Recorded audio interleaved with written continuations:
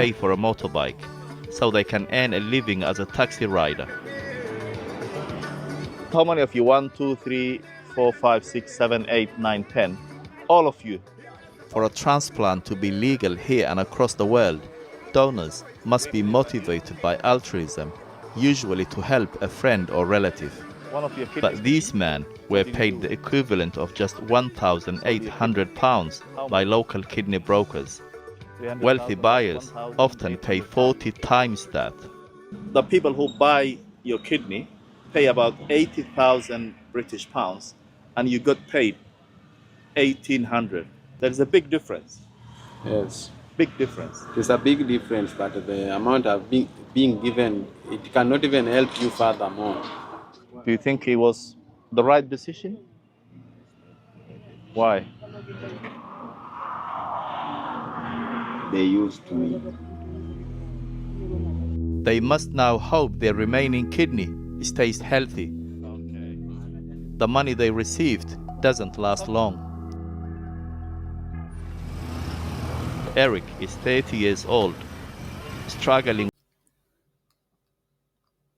Hello, viewers. Welcome to the show. Thank you for joining the show. This is VicoReal_space. Well, today is just a reaction video, just like others. And I have just compiled some sort of, clips that I want you people to go through it. First of all, the first part that you have seen, it's about what we're going to discuss about. So today, it's all about organ harvesting, trafficking worldwide, which is not allowed throughout the world. It's an international crime, but we see this repeatedly in several parts of the world, especially the third world countries, in which most people are being driven into it, selling a part of their organ just to have something to live on. We know poverty can drive people to the extreme, even without knowing the consequences. And this is exactly what we've seen here. So the first part of this, it's in Eldoret, that's in Kenya, whereby most people from the Western world even go there to have access to these organs. Well, to help them for the remaining part of their life, an extension to their lives, whereas the donors are people that have just begun life with little or nothing to survive on. So they have done this involuntarily, I can say, because sometimes they are being coerced into doing it and not much information is given to it about what will be a possible situation, health hazard, because they are not even aware of that. And the money that they receive in return, it's just so small. Sometimes to have a bike, and with the bike, they run some small errands like a taxi sort of. This is well done in the Western, in the uncivilized world, be it in Africa, be it in some of the Asian countries. You have them using that as a means of transportation to support their families. So in exchange for that, sometimes that money is just too small. And after that, they have to live with one kidney. They need complete treatment, constant treatment. And this part is what that they have no knowledge about. And where the remaining one fell, then that's it. And the person that took their organ will go ahead to live probably another 10 years, 20 years. And whereas a young life who have just started his or her own life, maybe another 10, that same 10 years or 20 years is no more, because when one fell, the only remaining one fails, then that's the end of it.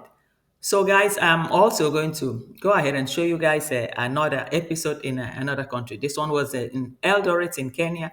So I'm now going to go over to Nigeria and show you to what is also obtainable there. It's a cycle, it goes around, but it revolves around poverty, because when people are driven into poverty, they are easily confused to do what they're not supposed to do. But the most irony of it is that sometimes they even lured even the minors underage into doing what they don't really understand about life, because at that age you just don't understand anything. You hear this money and the money looks big, but it's not enough to hold ground to sustain them for a long while. So the backlash is always that if any other thing happens and the money is gone, and they can't even afford to be going for checkup in the hospital, because it's not just about giving and you think it's over. You need constant checkup. So that's that part that has never been explained to them. So guys, hold on, I'm still going to link you guys with another video to have a look at what is happening in other regions too. Ekwimadu and Dr. Beatrice Ekwimadu, you can remain sitting for the moment. You have each been convicted of conspiracy to commit an offence of human trafficking. You brought a young man to London to exploit him. The exploitation was the proposed donation of a kidney for reward. The reward was to be the payment of money and a chance to work in the United Kingdom. People trafficking across international borders for the harvesting of human organs is a form of slavery. It treats human beings and their body parts as commodities to be bought and sold. It is a trade that preys on poverty and misery and desperation. The evidence shows that those who are impoverished, often living in multi-dimensional poverty, desperate for a better life, and ignorant of the true risks, are sometimes willing to donate their organs for money or the chance to work in the UK. Significant risks attached to such donation without proper aftercare. So guys, now we continue. So now I've just shown a clip of a senator, a deputy vice president of the Senate in Nigeria, who was being convicted in England, in London precisely, because he had this problem too. The daughter had suffered a loss of a kidney or so, and he needed to help the daughter out, and somebody was there, brought to the UK without properly going through the necessary channels. And at the end, the hospital there, the doctors there interviewed the young man, and they realized that there was something going on, and they had to inform the police. And they had to tell him that we were not going to go ahead with this because this guy is not even aware of what he's doing, and probably not from his own volunteer. And he was also regarded as a minor, though we heard that he wasn't a minor. But then it wasn't allowed in that structure. And at the end, they took him and the wife, and he was sentenced. And that's how the Western world, that's how the law works, because this is an international crime. It's against humanity. It's an international crime. But there it was possible. The law had to take its course, irrespective of his position.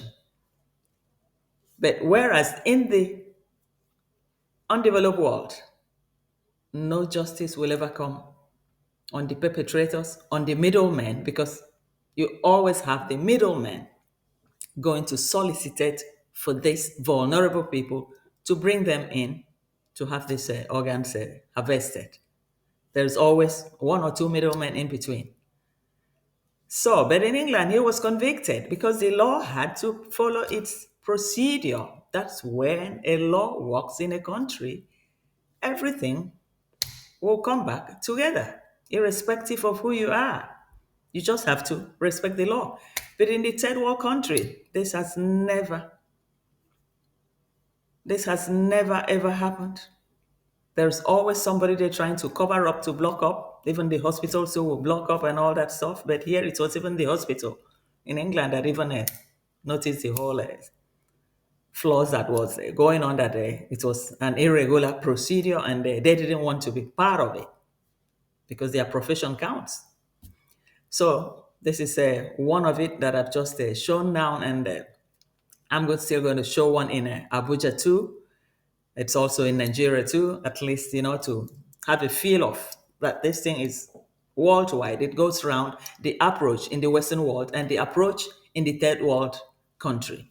So this is about what that is happening within this society, within this situation. So I'm going to add that clip too, and we have a look, then we have a round talk, and close it up. So guys, this is the final part of it. What you've just seen now, the clip, is from Abuja. And this goes to tell you a story about how these young men are being lured into, giving out what they have just for peanuts. And the middlemen, when they charge these Europeans, the rich people, 80,000, 50,000, and they're coming back, US or pounds sterling, and they're coming back to give them just a peanut, 1,000 or 2,000. And at even that 1 or 2,000, the middleman will still want something out of it. The person that connects him will want something out of it. You have like 3, 4 people as middlemen that were able to get to him. They will still need something in return. And at the end, what's left? If it's like this guy, he said he was given 1.2 million. But at the end of the day, when he gives out 200, 150 to this one, at the end of the day, he was left with 800 and something thousand. And that's extremely small, even to get a bike that he'll be using, to do a little job like a taxi and all that stuff. It's still not enough.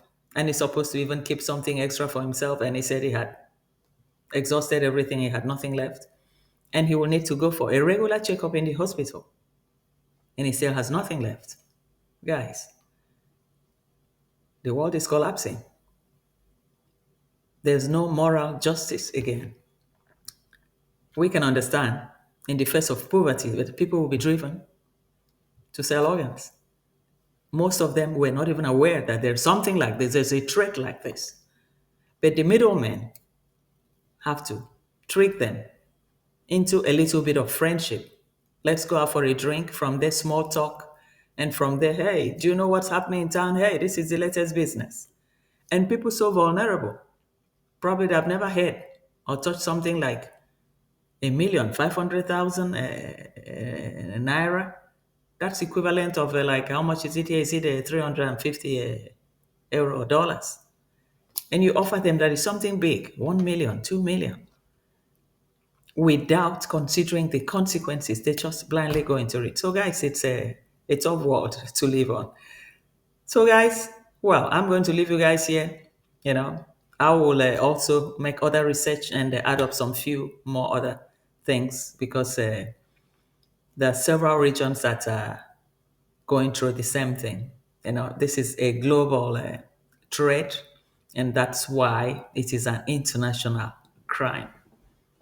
It is an international crime under international treaty, just to stop this, because if not, it can become a completely messy situation than what we're seeing today. So guys, on that note, I thank you for joining my show. Please don't forget, if you haven't subscribed, try to subscribe. Just hit the subscription button. Leave a comment, and like the video, share the video too, at least to create this awareness. This is like a educational video, to educate people that you don't have to sell your organ, because you never know. The one that is left probably wasn't even good enough when they took out the best one. And the one that is remaining, you don't know how long it will last you.